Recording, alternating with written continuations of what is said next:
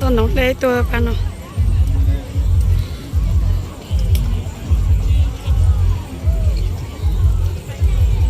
เงียบๆเด้อหน้าบูดหลายก่อนถึงตัดคะแนนหนึ่ง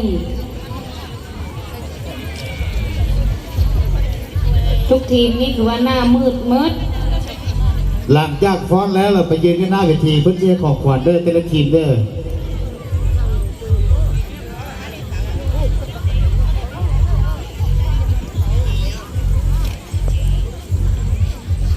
ถวนหลังจากที่บ้านหนองเลยต่อทีมที่12ก็ห้องหนังเอ็ดเด้อเตรียมเด้อ